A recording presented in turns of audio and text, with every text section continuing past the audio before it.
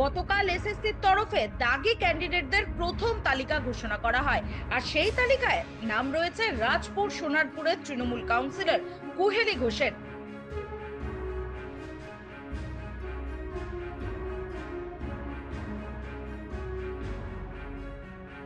বিভিন্ন নথিপত্র দেখিয়ে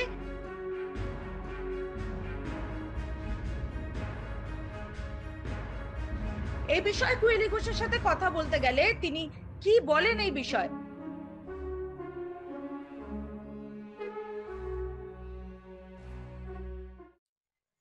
বক্তব্য খুব সোজা।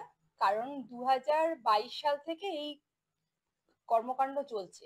2022 সালে যখন প্রথম আমার নামটা আসে ডিসেম্বর মাসে, তখন আপনারাও নিউজ করেছিলেন। এবং আমি 2022-এর ডিসেম্বরের পরেই 2023-এর 2 জানুয়ারি হাইকোর্টে প্রথম কেস করি।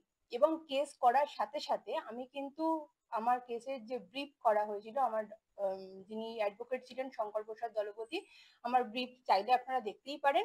সেখানে পরিষ্কার উল্লেখ ছিল যে আমি প্রথমে হতো আমি প্রাইমারি টিচার ছিলাম, আমি প্রাইমারিতে রেজিগনেশন দিয়ে আমি নতুন চাকরি 9-10-এ জয়েন করেছিলাম।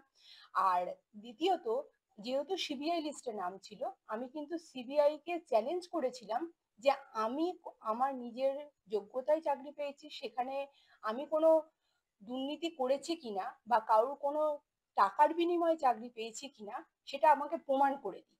আজ পর্যন্ত অনেককেই আমি জানি, আমাদের মতো ক্যান্ডিডেট যারা ছিল, সিবিআই ডেকেছে, ডেকে তাদের ইন্টারোগেশন করা হয়েছে, আমাকে করা হয়নি।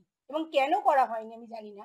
আমাকে, আমি প্রথম দিন থেকেই ইডি সিবিআই যে কোনো তদন্তকারী সংস্থার সঙ্গে বসতে রাজি ছিলাম, কারণ আমি জানি আমি পরীক্ষা দিয়েছি, আমার প্রথম লিস্টে নাম ছিল এবং সেই অনুযায়ী ইন্টারভিউ হয়েছে, আমি চাকরি পেয়েছি। তারপর কেন আমার নামে অভিযোগটা এলো, সেই অভিযোগটা কিন্তু প্রমাণ করে দেওয়ার দায়িত্ব যে তদন্তকারী সংস্থা আমাকে টেন্টেড করে দিয়েছে আজকে, তাহলে তাকে কিন্তু প্রমাণ করে দেওয়ার কথা। 3 বছর ধরে তারা এখনো পর্যন্ত আমাকে এখনো জানায়নি যে কেন আমরা আমাকে এই টেন্টেড তালিকায় ফেলা হলো।